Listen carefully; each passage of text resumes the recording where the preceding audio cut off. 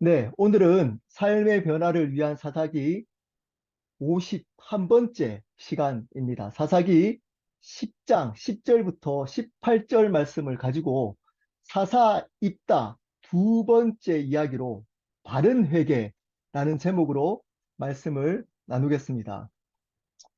이스라엘 백성이 또다시 하나님 앞에 죄악을 반복합니다. 이제는 가나안에 있는 우상들뿐만 아니라 그 주위 나라에 있는 우상들까지 섬기기 시작합니다. 그 중심에 그 가나안 지역의 풍요한 경제적 풍요를 누리기 위함이었다라고 말씀을 드렸습니다. 그 이후에 하나님은 그러한 이스라엘 자손을 또다시 하십니다. 블레셋과 암몬 자손에게 18년 동안 억압당하도록 허락하신 겁니다. 오늘은 그 이후의 이야기입니다. 한 절씩 보도록 하겠습니다. 10절입니다. 이스라엘 자손이 여호와께 부르짖어 이르되 우리가 우리 하나님을 버리고 바알들을 섬김으로 주께 범죄하였나이다 하니 이스라엘 자손들이 18년 동안 하나님을 섬기지 않고, 다른 말로 회개하지 않고 버티고 버티다가 이제 버틸 수 있는 힘이 없을 때 또다시 하나님께 회개합니다. 그 이전의 표현은 하나님께 부르짖었더라 라고만 표현했는데 오늘 말씀에는 우리가 우리 하나님을 버리고 바알들을 섬김으로 주께 범죄했다라고 구체적으로 자신의 죄를 구체적으로 고백합니다. 하나님 도와주십시오. 살려주십시오가 아니고 자기의 죄악이 무엇인지를 정확하게 고백합니다. 여기서 바알들이라는 것은 우상들을 대표하는 표현인 겁니다. 너무 힘드니까 네, 이제 이렇게 구체적으로 자기의 죄악들을 하나님께 고백한다는 말은 이제 어떤 기대가 있었을까요? 또 하나님께서 우리가 앞에서 이제껏 했던 것처럼 이렇게 좀 더 구체적으로 자신의 죄를 고백한다면 하나님이 또다시 우리의 죄를 용서해 주시고 이러한 어려움으로부터 구원해 주실 거라는 기대함이 있었을 겁니다. 왜냐하면 앞에서 계속 이 반복 패턴이잖아요. 이렇게 회개하면 하나님이 또다시 받아주고 받아줬다가 조금 안정되면 또 죄지면 하나님이 심판하면 또다시 회개하고 받아주시고 이 패턴이 반복되니까 이스라엘 백성들은 당연히 이렇게 고백하면 하나님이 용서해 주시고 구원해 주시겠지라고 생각했을 겁니다. 근데 오늘은 조금 다릅니다. 11절입니다. 여호와께서 이스라엘 자손에게 이르시되 내가 애굽 사람과 아모리 사람과 암몬 자손과 블레셋 사람에게서 너희를 구원하지 아니하였느냐. 갑자기 이전에 하나님이 이스라엘 백성들을 어떤 민족으로부터 구원했는지를 차례대로 열거하기 시작합니다. 분위기가 조금 다릅니다. 그렇게 회개하면 바로 용서해 주실 줄 알았는데 갑자기 하나님께서 이제껏 이스라엘 백성으로부터 해방시켰던 민족들을 차례대로 열거하기 시작합니다. 440년 동안 이스라엘 백성들이 힘든 것들을 아파해서 애굽 사람으로부터 하나님께서 해방해 주셨습니다. 아모리 족속은 가나안 지역을 들어갈 때 방해했던 족속입니다. 그 아모리 족속으로부터도 하나님께서 구원시켜 주셨다고 말씀하고 있습니다. 암몬 자손은 사사기 3장에 나옵니다. 모압 왕 에글론과 동맹해서 이스라엘 백성들을 괴롭혔습니다. 그래서 하나님이 에훗을 세워서 이 암몬 자손으로부터도 구원해 주셨습니다. 블레셋 사람은 여러분 삼갈 이 소문 막대로 블레셋 사람 600명을 물리쳤습니다. 상갈을 세워서 블레셋 사람으로부터도 구원해 주신 겁니다. 차례대로 지금 이야기해주고 있습니다. 12절입니다. 또 시돈 사람과 아말렉 사람과 마온 사람이 너희를 압제할 때 너희가 내게 부르짖음으로 내가 너희를 그들의 손에서 구원하였거늘. 시돈 사람은 사실 구체적으로 나와 있지 않기 때문에 어떤 족속인지가 확실치 않습니다. 하지만 많은 신학자들은 이 시돈 사람들이 가나안의 왕 야빈이라고 추측합니다. 가나안 왕 야빈으로부터 누구를 또 세웠나요? 드보라를 세워서 가나안의 왕 야빈으로부터도 구원해 주신 겁니다. 아말렉은 미드안과 연합해서 또 이스라엘을 괴롭혔습니다. 또 누구를 세워서 구원해 주셨나요? 기드온을 세워서 구원해 주셨습니다. 마온 사람도 어떤 사람인지 구체적이지 않습니다. 이 마온 사람은 실시인 번역에 보면 미드안이라고 표현해주고 있습니다. 그러므로 아마 미디안 족속이라고 추측합니다. 미디안은 아말렉과 동맹해서 이스라엘을 괴롭혔습니다. 기드온을 세워서 이 아말렉과 미디안 연합군을 로부터 구원시켜 주셨습니다. 이렇게 한 족속, 한 족속을 하나님이 열거하고 있습니다. 분위기가 심상치 않습니다. 여러분, 사실은 우리가, 여러분은 매일매일 기도 시간에 하나님께 회개하시나요? 예, 다른 말로, 여러분들은 날마다 하나님 앞에 죄를 범하며 살고 있나요? 아니면 그렇지 않고 거룩한 삶을 살아가고 계신가요? 또 한번 생각해 보시길 바랍니다. 여러분들은 혹시 반복되는 죄악들이 없으신가요? 다른 사람들은 모르는 지금도 반복하고 있는 죄악들이 혹시 없으신가요? 여러분, 우리가 이 자리에 있기까지 하나님이 오늘 이스라엘 백성에게 열거했던 것처럼 이렇게 구원의 역사, 다른 말로 우리의 죄악을 용서해 주시고 은혜로 우리를 구원해 주시는 역사가 없었다면 우리는 절대 이 자리까지 올 수 없는 존재입니다. 근데 그럼에도 불구하고 그것을 은혜로 여기지 않습니다. 이스라엘 백성들이 이렇게 하나님께서 이제껏 열거했던 이러한 족속으로부터 구원해 주셨다는 것을 은혜로 여겼을까요? 은혜로 여기지 않고 이들은 당연히 여겼던 겁니다. 아, 이렇게 우리가 버틴 대로 버텨보고 분명히 또 하나님께 회개하면 그분은 사랑과 은혜가 풍성한 분이시기 때문에 우리를 또 용서해 주실 거야. 라고 생각했을 겁니다. 이제껏 이스라엘 백성들을 용서해 주시고 구원했던 그것을 은혜로 여기지 않고 당연한 것으로 여겼던 겁니다. 그것을 하나님은 지적하고 있습니다. 그리고 진짜 하고 싶은 얘기를 13절에 하십니다. 너희가 나를 버리고 다른 신들을 섬기니 그러므로 내가 다시는 너희를 구원하지 아니하리라. 그러면서 14절 또 얘기합니다. 가서 너희가 택한 신들에게 부르짖어 너희의 환난 때에 그들이 너희를 구원하게 하라 하신지라. 청천벽력 같은 이야기였을 겁니다.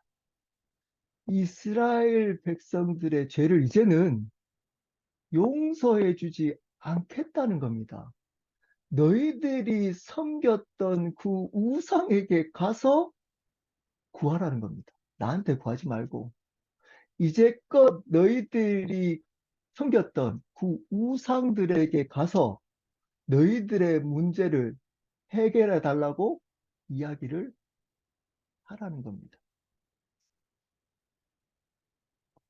여러분, 이스라엘 백성들은 앞에서도 말씀드렸지만 이제껏 하나님이 자신이 회개할 때마다 이스라엘 백성들이 회개할 때마다 하나님이 용서해 주신 것을 은혜로 여기지 않았습니다.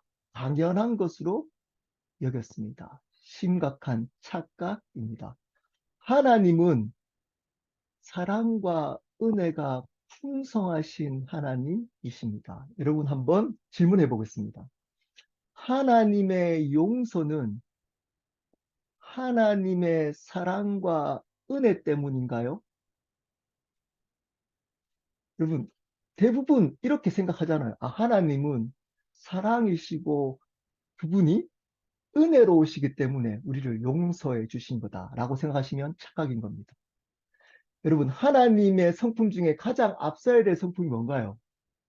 새로운 삶 때 강조하면서 얘기하는 겁니다. 하나님은 모든 만물의 창조주이십니다. 하나님은 우리 인간의 이스라엘 백성의 주권자이십니다. 주님이십니다.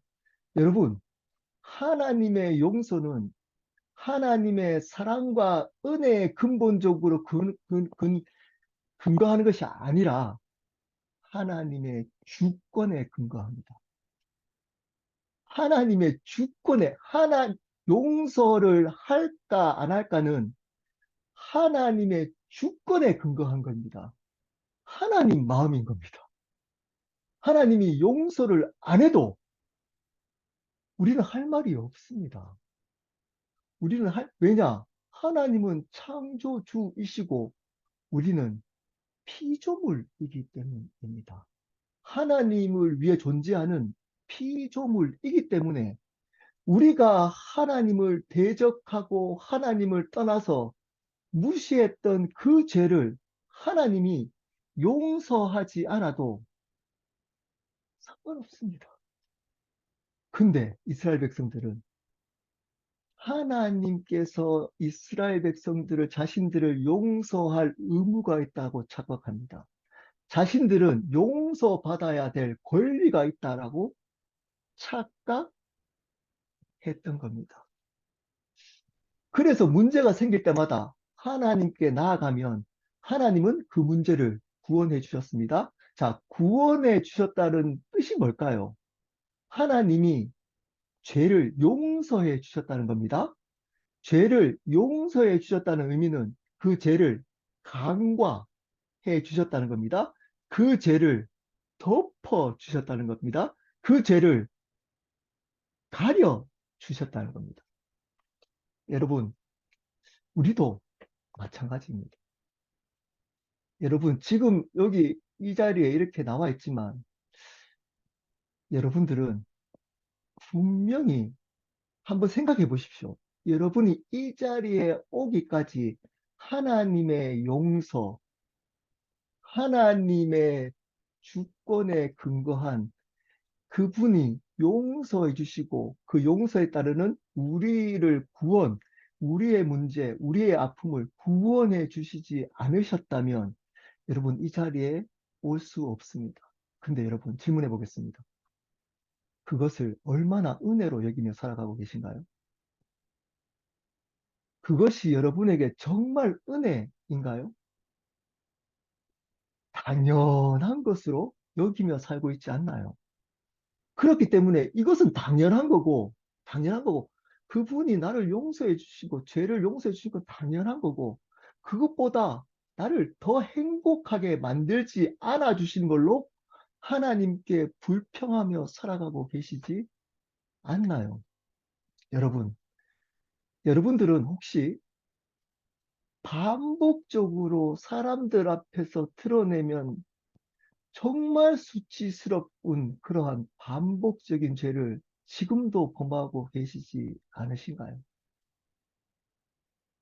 근데 하나님이 그 죄를 간과 덮어주시고 가려주시지 않으셨다면 저나 여러분들은 이 자리에 결코 있을 수 없습니다. 절대 있을 수 없습니다. 여러분, 우리 부모님들, 자녀들이 여러분의 죄악들을 안다면, 다 안다면, 여러분의 과거를 어떻게 살아왔는지를 우리 자녀들이 다 알고 있다면, 여러분 얘기 들을까요? 여러분이 이렇게 해라, 저렇게 해라 하는 얘기를 들을 수 있을까요? 못 들을 겁니다. 근데 왜 부모의 자리에 있을 수 있나요? 하나님이 자녀들에게 여러분의 죄악들을 모르도록 가려주시고 덮어주셨기 때문인 겁니다. 목사인 제가 이 자리에 이렇게 하나님의 이야기를 할 수 있는 이유가 뭘까요? 그분이 저의 죄를 가려주시고 덮어주셨기 때문입니다. 여러분, 근데 이것을 당연하게 여깁니다. 어느 순간. 이것을 은혜로 여기지 않습니다. 당연히 하나님은 내가 죄를 고백하면 용서해 주셔야지 라고 착각합니다. 그렇지 않습니다.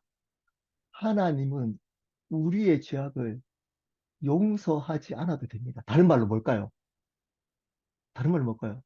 드러내셔도 여러분이 정말 수치스럽다고 하는 그 죄악들, 과거의 죄악들을 드러내셔도 상관없습니다. 우리 아무 말도 할 수 없습니다.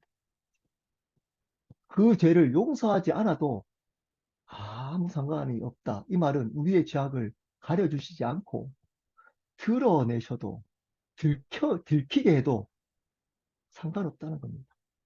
근데 그분이 이제껏 앞에서 이스라엘 백성들을 구원해줬던 그 족속들 이야기를 많이 했잖아요. 그것처럼 그러한 사건 때마다 용서해 주시고 가려주시고 덮어주시고 용납해 주셨기 때문에 우리는 이 자리까지 있는 겁니다.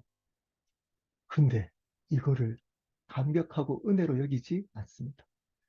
당연히 여기고 이렇게 또 반복된 죄를 범합니다. 또 당연히 용서해 주시겠지, 주셔야지. 또 바뀝니다. 여러분, 그렇지 않습니다. 하나님은 여러분의 죄악들을 용서하지 않으셔도 되는 창조주 하나님이십니다. 그것을 반드시 기억하셔야 됩니다. 근데 하나님은 그 주권, 우리를 마음대로 하실 수 있는 그 주권을 우리를 섬기기 위해서 사용하신 것뿐인 겁니다. 그것을 은혜로 여겨야 되는 겁니다. 그래서 그것을 이스라엘 백성에게 이야기한 겁니다. 이제는 나 너희들 용서하지 않아도 상관없는 사람이야. 나는 하나님이야. 이제는 알아서 해. 너가 이제껏 섬겼던 그것을 의지하며 살아가. 여러분이 가장 의지하며 살아가는 게 뭔가요? 뭔가요? 예, 그거 의지하고 살아가라는 겁니다. 그냥. 예, 그냥 돈이면 돈, 명예, 이런 거 있잖아요. 예. 그리고 자기 자신, 내 생각, 내 경험, 이런 거 가지고 살아가라는 겁니다. 큰일 난 겁니다. 큰일 났습니다. 자, 그랬더니 15절입니다. 이스라엘 자손이 여호와께 여쭈되 우리가 범죄하였사오니 주께서 보시기에 좋은 대로 우리에게 행하시려니와 오직 주께 구함노니 오늘 우리를 건져내옵소서 하고 너무 당황했습니다. 깜짝 놀란 겁니다. 당연히 받아줄 줄 알았는데 하나님이 거절한 겁니다. 용서하지 않겠다. 알아서 해. 그랬더니 이제서야 이스라엘 백성이 이렇게 얘기합니다. 하나님 정말 죄를 범했습니다.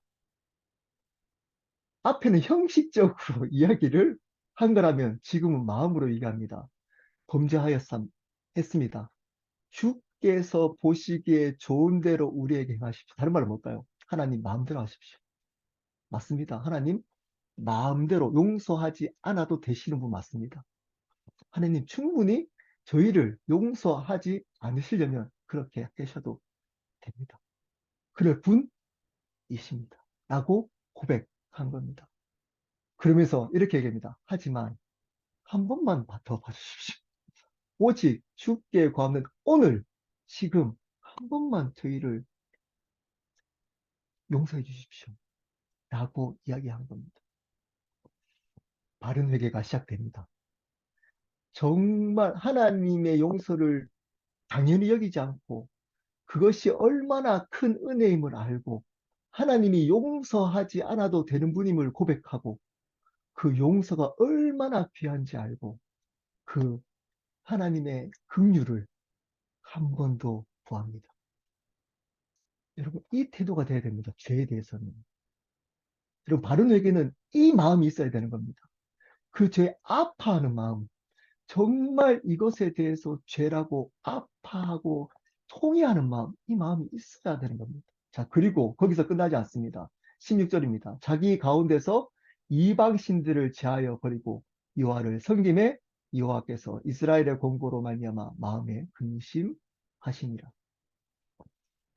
앞에서는 이런 얘기가 안 나옵니다. 그냥 부르짖고 용서한 것만 나옵니다. 처음으로 이스라엘 백성이 뭘 하나요? 자기 가운데서 이방 신들을 제하여 버립니다. 여러분, 실질적으로 회개는, 바른 회개는 바로 이까지인 겁니다. 실질적으로 이 우상을 버리는 데까지입니다. 우상을 섬겨서 하나님 잘못했습니다. 그 용서해 주시니까 이 이스라엘 백성 안에는 어떤 게 있었다고? 실질적으로 우상을 실질적으로 버린 적이 앞에 말씀을 근거로 한다면 없었던 겁니다. 여전히 그 마음속에서는 하나님 용서해 주셨으니까 괜찮겠지. 용서 받았잖아. 그리고 한쪽에서는 여전히 우상을 섬기는 그 일들을 행했는데 오늘에서야 하나님이 나 너 용서 못하겠다. 너 못 받아주겠다. 알아서 해. 우상 섬겨. 했더니 이제 그 우상을 버립니다. 버려야 됩니다, 여러분. 그게 회개인 겁니다. 돈을 의지했다면 돈을 내려놓아야 되는 겁니다. 여러분 자신의 경험, 여러분 생각을 의지했다면 그거 내려놓으셔야 되는 겁니다. 여러 가지 비즈니스, 여러분의 명예, 이 세상의 것들, 이 우상이었다면 그거 내려놓아야 회개한 겁니다. 그 전까지 받아줬다고 하나님의 그것은 긍휼인 겁니다. 입술로만 잘못했습니다. 라고 받아줬다고 아무 일이 일어나지 않는다고 하나님 또 죄를 범했어 용서해 주세요 했는데 아무 일이 아니라요. 아무 어떤 거기에 대한 어떤 일들이 용서해 주셨구나. 또 반복하고 또 여전히 죄를 또 반복하고 반복하면서 괜찮구나 라고 착각하시면 안 됩니다. 하나님은 반드시 그 죄를 드러내실 때가 있을 겁니다. 그 죄를 노 할 때가 있을 겁니다. 그게 마지막 때이든지 아니면 중간이든지 여러분 그때까지 기다리시면 안 됩니다. 그 이전에 돌이키셔야 됩니다. 통회하고 그 우상이라면 반복된 죄악이라면 그것을 떠나고 버려야 되는 겁니다. 자, 그랬더니 하나님이 이들의 공고, 아픔을 아파하십니다. 제가 이 표현이 어울리진 않습니다. 근데 제가 이 모습을 보고 하나님이 정말 인간적이시다. 너무 인간적이시다. 하나님이 또다시 나 절대 너희들 용서 안 할 거야.